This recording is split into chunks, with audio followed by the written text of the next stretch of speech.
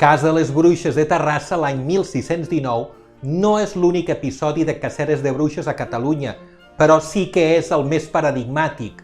En un paisatge d'odi col·lectiu fabricat a propòsit per les autoritats civils, es van detenir i empresonar 12 dones acusades de pràctiques malignes.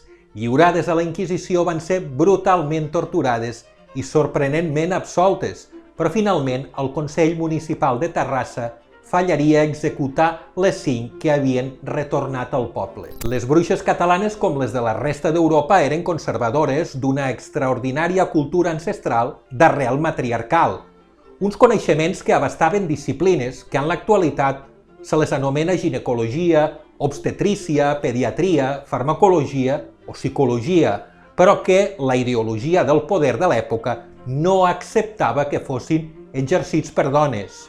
Era la ideologia que imposava a la dona el rol exclusiu de màquina reproductora, creació de força motriu. Temudes i acceptades a parts iguals, van ser objecte de marginació i, a partir de les grans crisis medievals, de difamació, de persecució i d'extermini.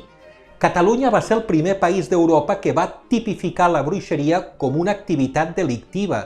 Era el 1421 i després de 2 segles de persecucions s'assolia el punt culminant amb l'execució de Margarida Tafanera, Joana de Toi, Micaela Casanovas, Eulàlia Totxa i Guillermina Font.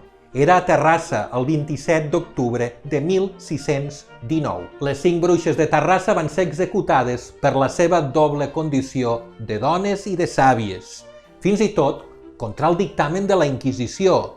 Margarida, Joana, Micaela, Eulàlia i Guillermina venien d'una llarga marginació promoguda per les elits locals, que les havia expulsat del sistema. Dones soles, vídues o solteres, assenyalades, humiliades, empobrides i perseguides per la seva rebel·lia contra el poder i que s'havien vist obligades a prostituir-se per a sobreviure. El cas de Terrassa va representar un abans i un després. La brutalitat d'aquelles execucions i la impunitat amb les que es van perpetrar va obligar a reformar les ordinacions contra la bruixeria.